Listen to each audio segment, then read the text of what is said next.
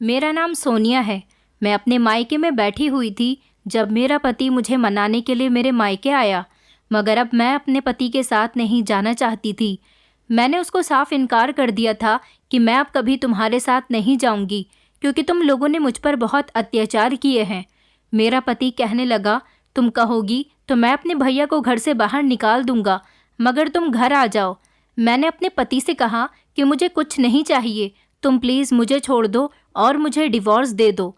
मेरा पति परेशान हो गया था और कहने लगा कि क्यों इतनी जज्बाती हो रही हो, जब एक बार मैंने तुमसे कह दिया है कि भैया अब हमारे साथ उस घर में नहीं रहेंगे, मैं उनको खुद तुम्हारे सामने धक्के मारकर घर से निकालूंगा, तो फिर तुम क्यों परेशान हो रही हो। मेरे घर में तुम्हें जो चीज़ भी परेशान करती थी, मैं उस हर चीज़ को घर से निकाल दूंगा, बस तुम घर चलो।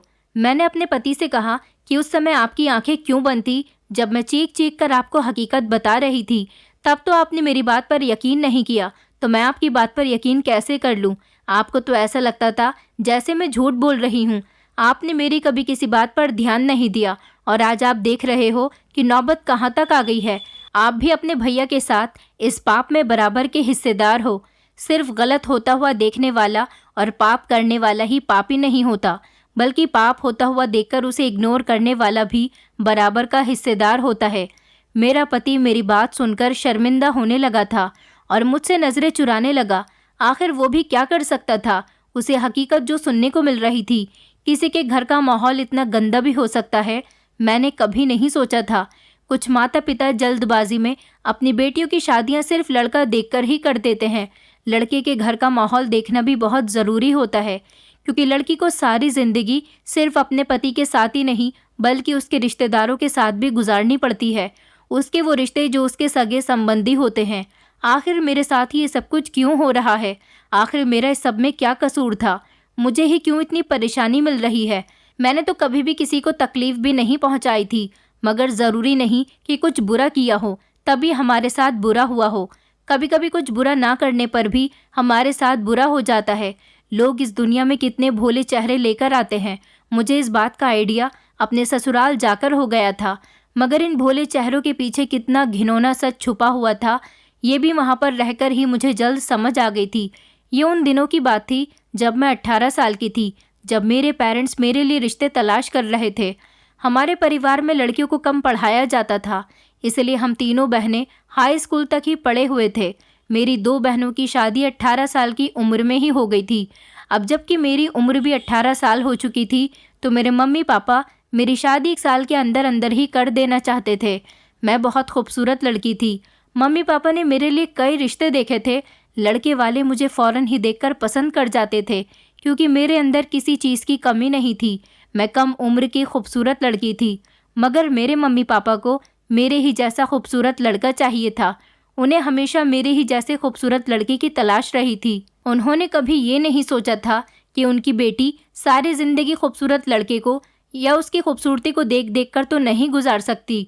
लड़के का पढ़ा लिखा होना, समझदार होना, अच्छे बिहेवियर का होना, उसकी फैमिली का माहौल, उसकी फैमिली का बिहेवियर, सारी ही बातें अच्छी होनी चाहिए। मगर शुरू से ही मेरे पेरेंट्स को स्मार्ट और कम उम्र के लड़के की तलाश थी, क्योंकि मेरी दोनों बहनों के पति नॉर्मल सी शक्ल के थे। मेरे रिश्ते आते तो कहीं लड़का अच्छा नहीं होता, तो कहीं लड़के की हाइट मेरे हिसाब से ठीक नहीं बैठती थी। इस तरह से मेरा अभी तक रिश्ता नहीं लगा था। मेरे पापा मामूली सी नौकरी किया करते थे। मेरे 2 भाई थे, वो भी उनके साथ ही नौकरी पर जाते थे। मैं मिडिल क्लास फैमिली की रहने वाली हूँ। मेरे एक भाई की भी शादी हो चुकी है। शादी के लिए हम 2 भाई बहन ही बचे थे। मेरी मम्मी हाउसवाइफ थी। जिंदगी इसी तरह से गुजर रही थी। मेरे सारे भाई बहनों में आपस में बहुत मोहब्बत थी, मगर मैं उन लोगों से थोड़ी अलग थी, क्योंकि सबसे छोटी होते हुए भी मुझे अपने माता पिता का ज़्यादा प्यार नहीं मिला था, और ना ही भाई बहन का। इसकी वजह क्या थी मैं नहीं जानती। शायद मेरे भाग्य में प्यार शब्द था ही नहीं। रिश्ते तलाश करने के बाद जब मम्मी पापा को कोई लड़का ख़ास पसंद नहीं आया, तो अब वो भी मायूस हो गए थे। ऐसा नहीं था कि मुझ में कोई कमी थी। मैं आज के ज़माने की मॉडर्न लड़कियों में से एक थी। बस मेरे मम्मी पापा का यही शौक़ था कि वो अपनी छोटी बेटी के लिए स्मार्ट लड़का ही देखेंगे। इस तरह मेरी उम्र 20 साल की हो गई थी, लेकिन मेरा रिश्ता अभी नहीं लगा था। सब रिश्तेदार मेरे मम्मी पापा से कहते थे कि अपनी बेटी की जल्द से जल्द शादी कर दो, जवान बेटियों की शादी जितनी जल्दी हो उतना ही बेहतर होता है। लेकिन मेरे मम्मी पापा ने अपनी ज़िद नहीं छोड़ी थी। अभी भी वो मेरे लिए बिल्कुल परफेक्ट लड़का देख रहे थे। उनका कहना था कि अभी हमारी बेटी की उम्र ज़्यादा नहीं है, इसीलिए हमें उसकी शादी की ज़्यादा फिक्र भी नहीं हो रही। उन्हें जैसे ही मेरे लिए उनकी मर्ज़ी के मुताबिक स्मार्ट लड़का मिलता है तो वो मेरी शादी तभी करेंगे। हमारे मोहल्ले से ही मेरा रिश्ता आया था। लड़का अच्छी नौकरी करता था और उसका फैमिली बैकग्राउंड भी काफ़ी अच्छा था, मगर उस लड़के के चेहरे पर बहुत मुहासे थे। इस वजह से मेरे पापा ने रिश्ते से साफ इनकार कर दिया था। मुझे तो कोई पसंद नहीं था। मैं अपने मम्मी पापा की मर्ज़ी से ही शादी करना चाहती थी। मेरी मम्मी मेरी भाभी भी बहुत खूबसूरत लेकर आई थी। मम्मी को हमेशा मेरी फ़िक्र सताने लगी थी, क्योंकि अब मेरी भाभी भी मुझे तरह तरह की बातें सुनाकर मेरा जीना मुश्किल कर रही थी। मैं हर समय रोती रहती थी। मम्मी कहती कि बस एक बार अच्छा रिश्ता मिल जाए, उसी दिन मैं लड़के वालों को हाँ कर दूंगी। कई बार तो ऐसा होता था कि मेरा दिल ही उलझ कर रह जाता था। जब कभी मम्मी मुझे लड़के वालों के आगे बैठने को कहती और जब मेरे साथ ज़बरदस्ती की जाती तो मैं लड़के वालों के सामने कुछ बेरुखी से बोल देती थी। मम्मी तो दिन ब दिन मुझे देख देख कर परेशान होती रहती थी। उन्होंने पापा से कहा था कि अब हमें अपनी ज़िद छोड़ देनी चाहिए। हमें अपनी बेटी की शादी जल्द से जल्द कर देनी चाहिए, क्योंकि अब घर में बहू के आ जाने की वजह से वो परेशान रहने लगी है। अभी उन लोगों ने अपनी ज़िद को छोड़ने के बारे में सोचा ही था कि उनको अपनी मर्ज़ी के मुताबिक एक रिश्ता मिल गया था। लड़का देखने में बहुत स्मार्ट था। मेरे मम्मी पापा ने उसे देखते ही पसंद कर लिया था। लड़का ना तो पढ़ा लिखा था और ना ही किसी अमीर फैमिली से था, पर छोटा मोटा काम करता था। लेकिन मेरे मम्मी पापा की ख्वाहिश पूरी हो गई थी। उन्हें अपनी मर्ज़ी के मुताबिक मेरे लिए लड़का मिल गया था। मेरे मम्मी पापा तो बहुत खुश थे। मेरी दीदी ने जब मुझे उसकी फ़ोटो दिखाई तो वो मुझे कोई ख़ास पसंद नहीं आया था, क्योंकि शक्ल सूरत से ज़्यादा इंसान का मन अच्छा होना चाहिए। मैं भगवान से हमेशा यही प्रार्थना करती थी कि मेरा पति मन का बहुत अच्छा हो, हमेशा मुझे समझे और मुझे प्यार दे। यही मेरे लिए काफ़ी था। मैंने फ़ोटो देखने पर दीदी से यही कहा कि जैसा मेरे पेरेंट्स चाहते हैं मैं वैसा ही करूँगी। मैं आप लोगों की मर्ज़ी पर ही अपना सर झुका दूँगी। मुझे इस सब से कोई प्रॉब्लम नहीं है। अगर आपको लड़का पसंद है तो मैं यहाँ पर खुशी खुशी शादी करने के लिए तैयार हूँ। और शायद यही फ़ैसला मेरे लिए बहुत गलत साबित हुआ था। लड़के की फैमिली जितनी मासूम दिखती थी इतनी बिल्कुल भी नहीं थी। मुझे देखने के लिए मेरी नंद और मेरी सास आई थी। उन लोगों ने अपनी मीठी मीठी बातों से मेरे घर वालों का दिल जीत लिया था। सबको यही लगता था कि मेरे ससुराल वाले बहुत अच्छे लोग हैं। सब ने लड़के की शक्ल और उसकी फैमिली की शराफत देखकर मेरा रिश्ता वहाँ पर फिक्स कर दिया था। मगर ना जाने क्यों मेरा दिल अंदर से बेचैन हो रहा था। मैं इस रिश्ते से खुश नहीं थी। ऐसा लगता था जैसे कि कुछ गलत होने वाला है, मगर मैं अपने दिल की बात किसी से नहीं कह सकती थी। कहती भी कैसे? आखिर मेरी परेशानी को कौन समझता? सबको अपनी अपनी पड़ी थी। एक दो बार मैंने अपनी बड़ी बहन को बस इतना कह दिया था कि ना जाने क्यों मुझे एक अजीब सी घबराहट हो रही है। ऐसा लग रहा है जैसे इस रिश्ते में मेरी भलाई नहीं है। मगर मेरी दीदी ने मुझे ये कहकर टाल दिया कि तुम कुछ ज़्यादा ही सोचती हो, इसलिए तुम्हारे दिमाग में बातें भी ऐसी ही आती हैं। यही वजह है जो तुम्हें बेचैनी हो रही है। इतना मत सोचो, सब कुछ अच्छा ही होगा। लेकिन मैं इस बात को मानने के लिए तैयार नहीं थी, क्योंकि कभी कभी भगवान कुछ गलत हो जाने के इशारे भी दे रहा होता है। मगर इंसान तो नासमझ है, कुछ समझता ही नहीं है। मेरी फैमिली ने इस लड़के के बारे में कुछ ख़ास पता नहीं करवाया था, क्योंकि लड़के वालों की मीठी मीठी बातों से मेरे घर वालों को यही लगता था कि उसकी फैमिली बहुत अच्छी है, इसलिए उनको उसके बारे में किसी तरह की कोई जांच पड़ताल करने की कोई ज़रूरत नहीं है। अगर उन्होंने लड़का या लड़के की फैमिली के बारे में इंफॉर्मेशन निकाली तो शायद ऐसा करना उन भले लोगों के साथ गलत होगा। बस यही सोचकर मेरी फैमिली ने लड़के के बारे में कोई इंफॉर्मेशन नहीं निकाली थी और आंख बंद करके उन लोगों पर भरोसा कर लिया था और अपनी बेटी उन्हें देने के लिए तैयार हो गए थे। उस समय तो जैसे मेरी फैमिली की आंखों पर पर्दे पड़े हुए थे। जल्दबाजी के फैसले हमेशा गलत होते हैं। इस बारे में उन लोगों को तब पता चला जब मेरी शादी हो गई, क्योंकि मेरा पति शक्ल से देखने में जितना अच्छा था अंदर से उतना ही बुरा था। वो बिहेवियर का बहुत बुरा इंसान था, हमेशा मुझ पर शक करता था। जब मैं विदा होकर अपनी ससुराल गई तो वहाँ जाने के बाद मुझे पता चला कि मेरे पति का एक बड़ा भाई भी है और उनका 8 साल का एक बेटा भी है। इस बारे में उन्होंने मेरी फैमिली से सब कुछ छुपाया था। पता नहीं मेरे जेठ की पत्नी कहाँ थी। वो मर गई थी या फिर मेरे जेठ को छोड़कर चली गई थी, ये जानना मेरे लिए बहुत मुश्किल काम था, क्योंकि मेरी सास मुझे कुछ बताती ही नहीं थी। मेरा पति पहले से ही ऐसा था। जब 6 महीने मेरा रिश्ता लगा रहा, तब उसने मुझसे फ़ोन पर बात करना शुरू कर दिया था। मैं उससे फ़ोन पर बात नहीं करना चाहती थी, क्योंकि मुझे उससे फ़ोन पर बात करने की कोई बेचैनी नहीं थी। मेरी शादी में ज़्यादा टाइम भी नहीं था। उसने खुद ही बार बार मेरे नंबर पर कॉल करके मुझसे बात करने की ज़िद की, और वो तभी से ही मुझ पर अपनी हुकूमत चलाने लगा था, और हर बार यही कहता कि घर से बाहर मत जाया करो, और अगर कहीं जाओ तो मुझे बताकर जाया करो। मुझे उसका इस तरह से रोक टोक करना बिल्कुल भी पसंद नहीं था। मैं कभी कभी जल्दबाजी में कहीं चली भी जाती थी तो वो मुझसे नाराज़गी जाहिर करता था। अभी हमारा रिश्ता फ़ोन तक का ही था, इसलिए वो नाराज़ होने की एक्टिंग करता था। लेकिन जब शादी हो गई तो इसने इस बात को बहुत बड़ा इशू बना लिया। मैंने अपनी मम्मी को ये बात बताई तो उन्होंने कहा कि बेटा, अभी तुम लोगों का रिश्ता लगा हुआ है, इसलिए वो तुम पर अपना हक जता रहा है।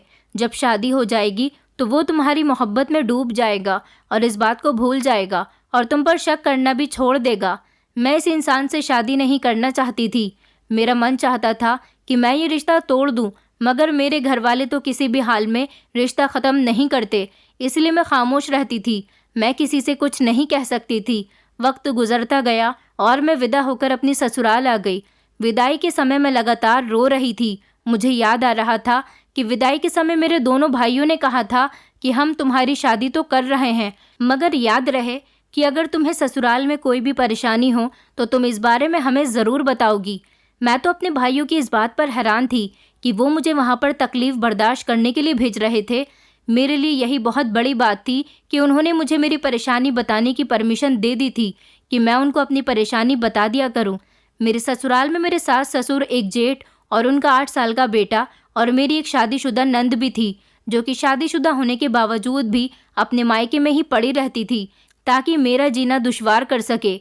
शादी के बाद जब मुझे पता चला कि मेरे पति का बड़ा भाई भी है और उनका बेटा भी है, तो ये सुनकर मैं दंग रह गई थी, क्योंकि जब इतनी समय मेरा रिश्ता लगा रहा तो किसी ने मेरे जेठ के बारे में कोई जिक्र भी नहीं किया था। शादी के अगले दिन से ही मुझे घर गृहस्थी पूरी तरह से सौंप दी गई थी। मेरी सास तो जैसे बरसों की थकी हुई थी। अब उनको सारी थकन उतारनी थी, क्योंकि घर में उनकी बहू जो आ गई थी। मेरी सास और नंद मिलकर मेरे किए हुए हर काम में कमी निकालती थी। मुझे उन दोनों से बहुत उलझन महसूस होती थी। मैं जब कभी अपने पति से इस बात की शिकायत करती तो मेरा पति कह देता कि मेरी बहन इस घर की मेंबर है और मेरी माँ तुम्हारी माँ भी है, इसलिए उनकी बातों को बर्दाश्त करोगी तो ही तुम्हारे लिए बेहतर होगा। मेरे पति की हर बात का जवाब वही होता था। मुझे अपने पति पर भी बहुत गुस्सा आता था, मगर मैं खामोश रहती थी, क्योंकि मेरा पति मुझ पर बहुत शक करता था। मेरी माँ को लगता था कि शादी के बाद वो ठीक हो जाएगा, मगर शादी के बाद तो वो मुझ पर बात बात पर शक करता था। मैंने सब देखा था कि मैं अपने पति को जब भी किसी भी तरह की अपनी सास या नंद की हरकत के बारे में बताऊं तो वो गुस्सा कर जाता था। इसलिए मैंने अपने पति को कुछ भी बताना छोड़ दिया था। उल्टा अपनी सास और नंद को खुद ही जवाब देने लग गई थी।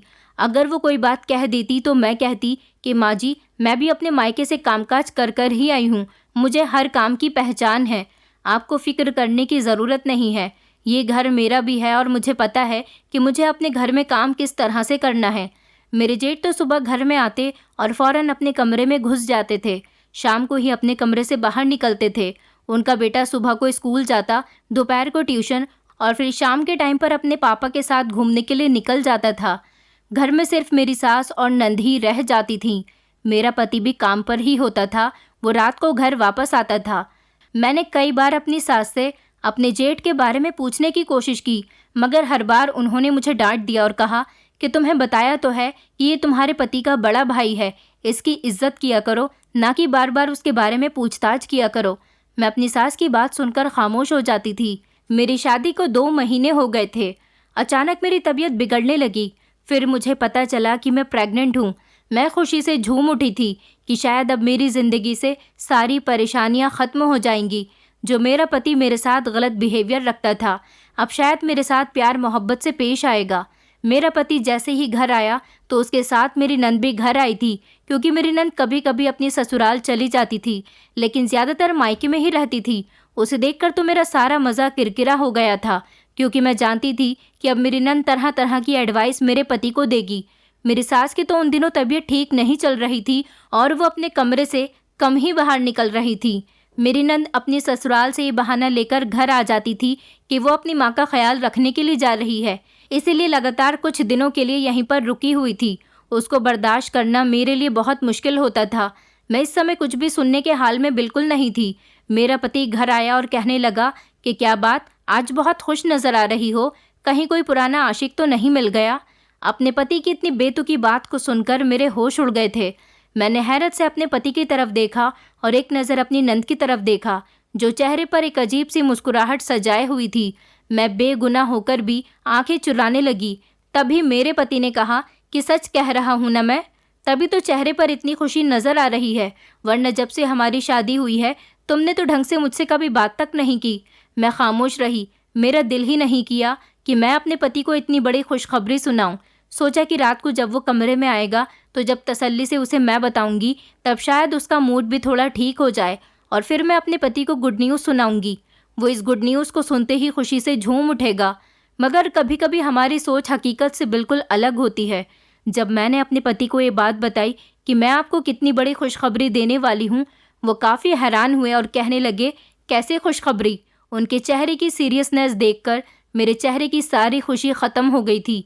मैंने अपने पति को बताया कि आप पिता बनने वाले हैं और मैं माँ। मुझे लगा था कि मेरी बात सुनकर मेरे पति के रिएक्शन खुशी से भरे होंगे, मगर उनके अगले रिएक्शन ने तो मेरे सारे सपने चूर चूर कर दिए। उन्होंने मेरे चेहरे पर ज़ोरदार थप्पड़ मार दिया। वो थप्पड़ दरअसल मेरे चेहरे पर नहीं बल्कि मेरे कैरेक्टर पर पड़ा था।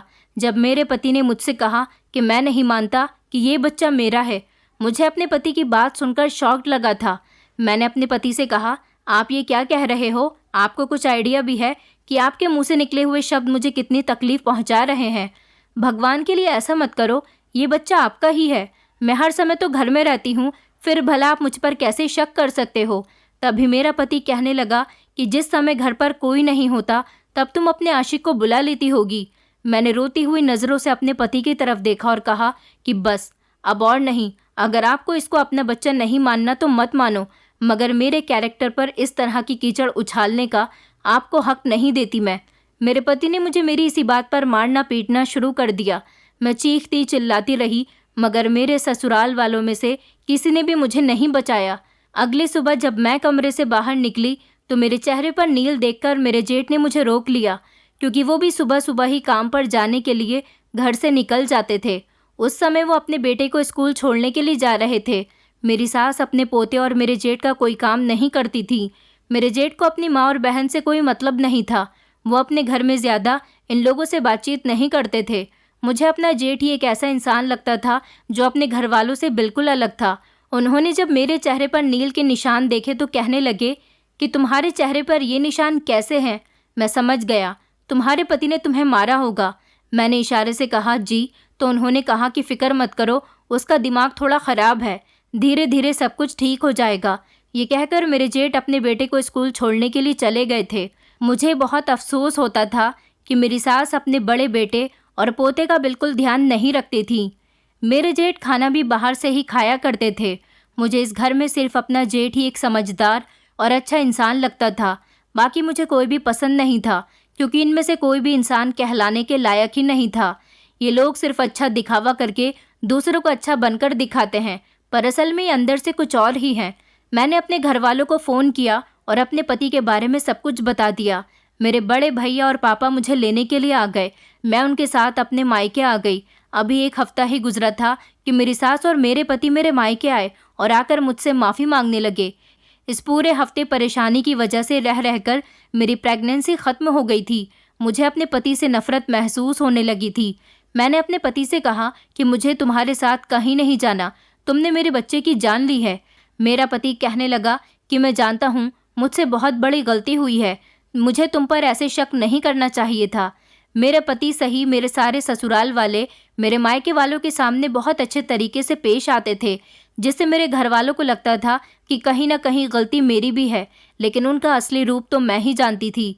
मेरा पति कहने लगा, प्लीज़ मुझे माफ़ कर दो और मेरे साथ घर चलो। मेरी सास ने भी मेरे सर पर हाथ फेर कर कहा, बहू हमारे घर चलो, तुम्हारे बिना हमारे घर में रौनक नहीं है। मेरे सब घर वालों ने मुझे ज़बरदस्ती फिर से उसी दलदल में फेंक दिया। दिन गुजरते गए और मेरी शादी को 5 महीने हो गए। आजकल मेरे जेठ ज़्यादातर घर से बाहर ही रहते थे। पता नहीं वो क्या काम करते थे। वो अपने बेटे को भी ज़्यादातर अपने साथ ही रखते थे। मुझे उनकी इस बात की समझ नहीं आती थी कि वो घर वालों के साथ उठते बैठते क्यों नहीं हैं। और अगली सुबह जब मेरी आँख खुली तो मैं कमरे से बाहर गई ताकि घर के काम कर सकूं। मगर वहाँ पर एक औरत को देखकर मैं हैरान रह गई थी। ये एक नई औरत थी। मैं इसको नहीं जानती थी कि वो कौन थी। मैंने इससे पूछा कि तुम कौन हो, तो वो एकदम घबरा गई। वो बहुत डरी हुई लग रही थी। मैं तो उसका डर और घबराहट देखकर हैरान रह गई थी। इससे पहले कि वो औरत कोई जवाब देती, मेरी सास किचन में आकर कहने लगी, यह हमारे घर की नौकरानी है, मगर इसको तुम्हारे काम के लिए नहीं बल्कि मेरे बड़े बेटे के काम के लिए रखा गया है। ये मेरे बड़े बेटे के काम किया करेगी और उसके बच्चे का भी ध्यान रखा करेगी। वो नौकरानी बहुत खूबसूरत थी, लेकिन मुझे हैरानी इस बात की थी कि मेरी नंद और सास के होते हुए मेरे जेठ को अपने लिए नौकरानी रखने की क्या ज़रूरत थी। और फिर मैं तो इस घर के सारे काम किया करती थी। मेरे होते हुए इस घर में ना तो कभी मेरी सास ने काम किया था और ना ही मेरी नंद ने। वो नौकरानी सिर्फ और सिर्फ मेरे जेठ का ही खाना बनाया करती थी और उनके बेटे का ही ध्यान रखती थी। मेरे जेठ का बेटा बहुत सीधा साधा और प्यारा था, मगर अगले दिन मुझे हैरानी इस बात की हुई कि मेरे जेठ ने उसे बोर्डिंग स्कूल में डाल दिया था। आखिर अब मेरे जेठ को क्या प्रॉब्लम थी? उन्होंने तो अपने लिए नौकरानी भी रख ली थी, फिर उनको अपने बेटे को बोर्डिंग स्कूल में भेजने की क्या ज़रूरत पड़ गई थी? मैं अपने जेठ से रिलेटेड कोई भी बात अपनी सास या नंद या फिर अपने पति से पूछती तो सब लोग मुझे उल्टी सीधी बातें कह दिया करते थे। उल्टा मुझ पर ही डांट पड़ जाती थी। इसीलिए मैंने अब किसी से भी बात करना छोड़ दिया था। वो नौकरानी और मैं रात का खाना एक साथ ही किचन में बना रहे थे। वो मेरे जेठ का खाना बना रही थी और मैं अपने ससुराल वालों का। वो मुझसे कोई बात भी नहीं कर रही थी। बहुत घबराई घबराई लग रही थी। खाना तैयार होने के बाद मैंने उससे कहा कि मैं भैया को खाना दे आती हूँ, लेकिन अचानक मेरी सास किचन में आ गई और उन्होंने मुझे नौकरानी से बातें करते हुए देख लिया। मेरी सास कहने लगी, नहीं, जिसका काम है वही करेगी, इसको यहाँ पैसे मुफ्त की रोटियाँ तोड़ने के लिए नहीं दी जा रहे। तभी मेरी सास ने ज़बरदस्ती नौकरानी को खाने की थाली थमा दी और उसको मेरे जेठ के कमरे में भेज दिया। मैं भी अपने कमरे में आ गई थी।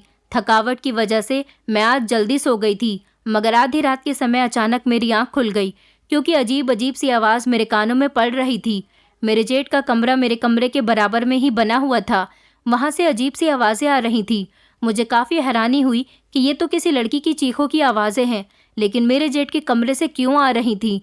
लेकिन अचानक मुझे याद आया, आज ही तो घर में नौकरानी आई है, तो क्या वो अत्याचार नौकरानी पर हो रहा है?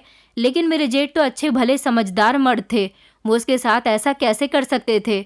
मैं अचानक उठी। जब लड़की की चीखें तेज़ तेज़ होती गईं, मैंने डर कर अपने पति को उठाया। वो तो उठकर मुझ पर चिल्लाने लगे कि रात की नींद भी हराम कर दी है।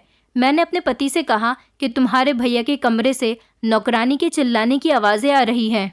मेरा पति कहने लगा कि सो जाओ, ये तुम्हारा वहम है, जबकि आवाज़ें अभी भी साफ आ रही थी। मेरा पति इतना कहकर सो गया था।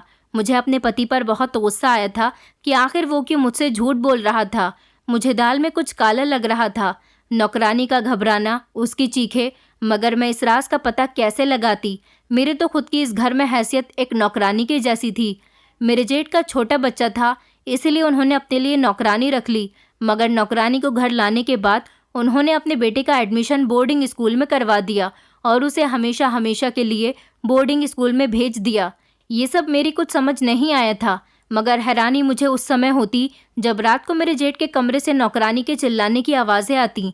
मैंने सोच लिया था कि मैं इस सब का पता लगाकर ही रहूँगी, लेकिन ये सब मुझे अकेले ही करना पड़ेगा क्योंकि इस घर में मेरा कोई साथ नहीं देगा, यहाँ तक कि मेरा पति भी नहीं। अब इस बात को लगभग 20 दिन गुजर गए थे। हर रात मेरे जेठ के कमरे से नौकरानी के चिल्लाने की इसी तरह की आवाज़ें आती थीं। एक दो बार मैंने अपने पति को फिर से बताने की कोशिश की तो वो मुझसे मना करने लग जाते थे। उन्हीं दिनों की बात है कि मेरी नंद हमारे घर पर आई हुई थी। मैंने सोचा वो तो एक औरत है, ज़रूर वो अपने भाई को किसी औरत पर अत्याचार करने की परमिशन तो बिल्कुल भी नहीं देगी।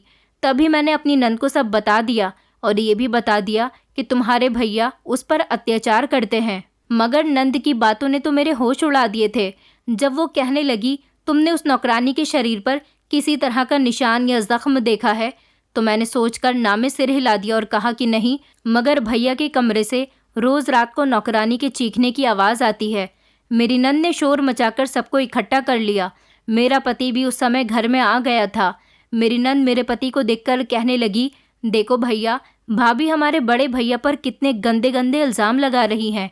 मैं आपसे कहती थी ना कि आपकी पत्नी की दिमागी हालत ठीक नहीं है। पता नहीं क्यों आपकी पत्नी हमारे घर की खुशियों के पीछे हाथ धोकर पड़ गई है।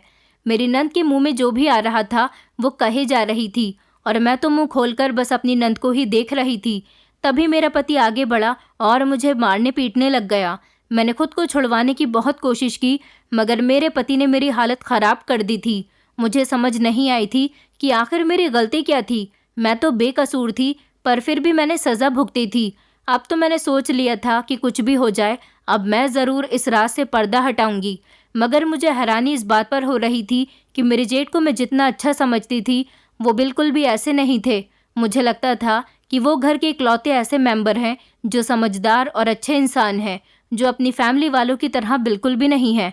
मगर मेरा जेठ तो अपने परिवार के बाकी के लोगों से भी 2 नंबर आगे था। वो इतने घटिया इंसान थे कि उस नौकरानी के साथ न जाने बंद कमरे में क्या करते थे कि उसके चिल्लाने की आवाज़ें पूरे घर में गूंजती रहती थीं, मगर उसकी मदद के लिए कोई नहीं जाता था। मुझे इस घर में हर मेंबर से नफरत होने लगी थी, क्योंकि इस घर में कोई भी एक ऐसा इंसान नहीं था जिसके अंदर कोई अच्छाई हो। शाम के समय जब मैं कमरे से बाहर निकली रात का खाना बनाने के लिए, तो मैंने देखा कि किचन में मेरी नंद पहले से ही अपना कब्जे जमाए बैठी हुई थी। मैंने उसको इग्नोर कर दिया और अपना काम करने लगी। तभी वो मेरे पास आई और अचानक शोर मचाने लगी। मैं भी उसकी इस हरकत को समझ नहीं पाई थी कि न जाने वो क्यों चिल्ला रही है। अचानक मेरी सास किचन में आ गई और वो ज़ोर ज़ोर से चीख कर कहने लगी, माँ देखो, भाभी ने मुझे धमकी दी है। कह रही है कि अगर आज खाना तुमने नहीं बनाया तो मैं तुम्हारा हाथ काट दूंगी। अगर आपको यकीन नहीं आता तो भाभी के हाथ में चाकू देख लो। मेरी सास चाकू देखकर घबरा गई। उन्होंने जल्दी से मेरे हाथ से चाकू लेकर फेंक दिया और कहने लगी कि बदतमीज़ औरत, मेरी बेटी का हाथ काटना चाहती है।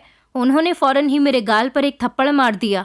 मैं उनकी इस बात को समझ नहीं पाई थी। इतनी देर में मैं संभलती कि शोर की आवाज़ सुनकर मेरा पति भी किचन में आ गया और दोनों माँ बेटी ने रो रो कर मेरे पति को बताया कि मैं अपनी नंद पर जुल्म कर रही हूँ, बल्कि मैंने तो अपने हाथ में चाकू सब्जी काटने के लिए उठाया था। मेरा पति अपनी माँ और बहनों की बातों में आकर मुझे मारने लगा। मैं उसको बता रही थी कि मैंने ऐसा कुछ भी नहीं कहा और ना ही मैं ऐसा कुछ करने वाली थी। मेरी बात को कोई नहीं सुन रहा था। अब मेरी बर्दाश्त से बाहर हो गया था। मैंने अपने पति से कह दिया कि अगर तुम्हारी बहन अपनी ससुराल में टिकी रहेगी तो घर में किसी तरह का हंगामा नहीं होगा। इस बात पर मेरी नंद रो रो कर मेरे पति से कहने लगी कि देख लो भैया, मैं कल ही अपनी ससुराल चली जाऊंगी। तुम्हारी पत्नी को इस घर में मेरी मौजूदगी पसंद नहीं है। और भी ना जाने वो कितनी सारी बातें मेरे पति को चढ़ाने के लिए कह रही थी और मेरी सास भी कुछ ऐसी ही बातें कर रही थी। मैं सब कुछ बर्दाश्त करती रही और खामोश रही। ये सारा हंगामा होने के बाद मैं अपने कमरे में आकर बहुत रोई थी। मैं किसी काम से अपने कमरे से बाहर निकली तो ये देखकर हैरान रह गई कि नौकरानी भी एक कोने में खड़ी होकर रो रही थी और अपने आंसू साफ कर रही थी। मैं उसके करीब गई और उससे पूछने लगी कि तुम्हें क्या हुआ। एक तो वो मुझे देखकर हर बार घबरा जाती थी और ना ही मुझसे बात करती थी और ना मुझे कुछ बताती थी। मैं उससे पूछना चाहती थी कि आखिर रात को तुम्हारे चीखने की आवाज़ क्यों आती है, मगर उसने मेरी किसी बात का जवाब नहीं दिया। अब मैंने सोच लिया था कि किसी भी तरह मुझे अपने जेठ का राज जानना ही होगा। मेरी समझ नहीं आ रहा था कि मैं ऐसा क्या करूं जिससे मैं ये राज जान सकूं, क्योंकि आजकल मुझे मेरे जेठ कमरे से बाहर दिखाई नहीं देते थे। वो सारा दिन कमरे में ही रहते थे और नौकरानी भी उनके साथ कमरे में ही रहती थी। और फिर रात को नौकरानी के चीखने चिल्लाने की आवाज़ें भी रोज़ ही आती थी। नौकरानी मेरे जेठ का ख्याल बिल्कुल इस तरह रखती थी जैसे वो उसके पति हों। ये सब जानने के लिए मैंने एक प्लान बनाया। मैंने अपने पति से कहा कि मैं 2 दिन के लिए अपने मायके जाना चाहती हूँ। मेरा पति तो जैसे खुश हो गया था क्योंकि उसे आज़ादी मिल रही थी। रात के टाइम पर नौकरानी मेरे जेठ के लिए खाना बनाने के लिए किचन में जाती थी, इसलिए मैं खामोशी से मौका देखकर अपने जेठ के कमरे में जाकर छुप गई, जहाँ पर मेरे जेठ गहरी नींद में सोए हुए थे। उन्हें पता ही नहीं चला कि मैं कब उनके कमरे में आ गई। एक बात जो मैंने देखी थी वो ये थी कि मेरे ससुराल वालों में से कोई भी मेरे जेठ के कमरे में नहीं आते थे और इसी बात से मुझे आसानी हो गई। मुझे अपने जेठ के कमरे में आता हुआ किसी ने नहीं देखा था। सबको यही लग रहा था कि मैं अपने मायके चली गई हूँ। मैं अपने पति के सामने तो घर से निकल आई थी, मगर पिछले दरवाजे से मैं वापस घर के अंदर दाखिल हो गई और चुपके से अपने जेठ के कमरे में चली गई।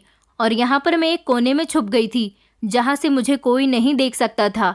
अब मुझे उस समय का इंतज़ार था जब नौकरानी कमरे में आती तो मुझे सब पता चल जाता कि उसके साथ ऐसा क्या होता है जिसकी वजह से वो चीखती है। दिल ही दिल में मुझे डर भी लग रहा था। ऐसा लग रहा था कि ना जाने मैं किस तरह से अपने जेठ का राज अपने ससुराल वालों के सामने लाकर रखूंगी। मैं अपने आप को समझाकर बैठी थी कि अगर मुझे अपने मायके भी जाना पड़ा तो मैं चली जाऊंगी, मगर आज हकीकत का तो पता करके ही। रात के 2 बजने वाले थे जब नौकरानी खाना तैयार करने के बाद मेरे जेठ के कमरे में आई, क्योंकि जब हम सब लोग खाना खाने के बाद अपने अपने कमरे में आराम करने के लिए चले जाते थे, तब नौकरानी मेरे जेठ के लिए खाना बनाने के लिए रात के टाइम पर किचन में जाती थी, क्योंकि वो किसी का सामना नहीं करना चाहती थी। अब तो मुझे फिक्र सताने लगी थी कि कहीं मैं ही गलत साबित न हो जाऊं, मगर मुझे इतना बड़ा वहम नहीं हो सकता था। जैसे ही नौकरानी जेठ के कमरे में आ गई, मेरे होश तब उड़े जब मेरे जेठ ने खाने की थाली उसके हाथ से पकड़कर एक तरफ रखी और उसके साथ गलत हरकतें करने लगे। मैं ज़्यादा देर तक ये सब नहीं देख पाई तो चीख उठी। मैंने अपने जेठ से कहा, आपको शर्म आनी चाहिए, ऐसी हरकतें करते हुए। एक मजबूर और गरीब लड़की के साथ आपको ये सब करते हुए शर्म नहीं आती?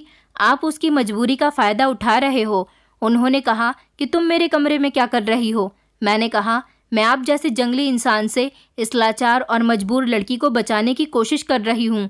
शोर की आवाज़ सुनकर मेरे सारे ससुराल वाले मेरे जेठ के कमरे में आ गए। मुझे तो हैरानी इस बात की हो रही थी कि उन लोगों को इस बात से कोई फ़र्क नहीं पड़ता था। मेरा पति मुझे वहाँ पर देखकर हैरान रह गया, जबकि मेरी सास और मेरी नंद का भी यही हाल था।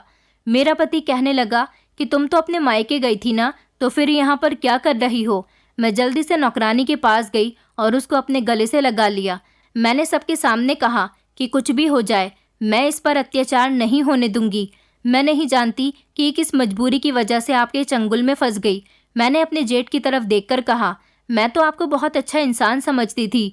मैं समझती थी कि मेरे सारे ससुराल वाले, मेरे पति सहित सब लोग बहुत घटिया इंसान हैं, मगर मेरे जेठ तो बहुत समझदार हैं, जो घर वालों में से किसी के साथ उठते बैठते नहीं हैं और सिर्फ अपने काम से काम रखते हैं। मुझे आज पता चला कि आप तो इन सबसे भी घटिया हो। वो लड़की भी रो रो कर कह रही थी कि दीदी, इस आदमी ने मेरी इज्जत को कई बार तार तार कर दिया।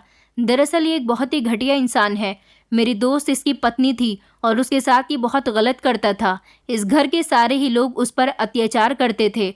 वो बेचारी इस आदमी को छोड़कर चली गई, यहाँ तक कि अपना बच्चा भी यहाँ पर छोड़ गई। लेकिन इस घटिया इंसान की नीयत मुझ पर थी। मैं गरीब पिता की बेटी हूँ। मुझे अपने पिता के इलाज के लिए कुछ पैसों की ज़रूरत थी। इसने मुझे पैसों का लालच दिया।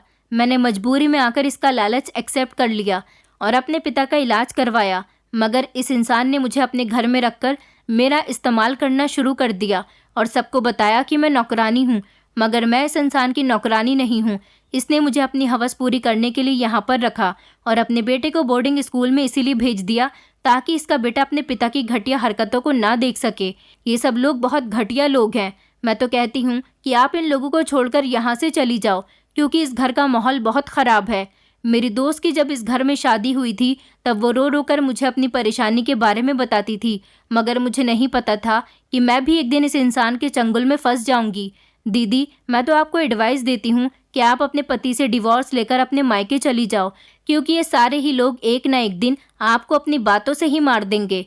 उस लड़की की बातें सुनकर तो मेरे होश उड़ गए थे। मेरा पति मुझे मारने के लिए मेरे करीब आया तो मैंने उसका हाथ पकड़ लिया था।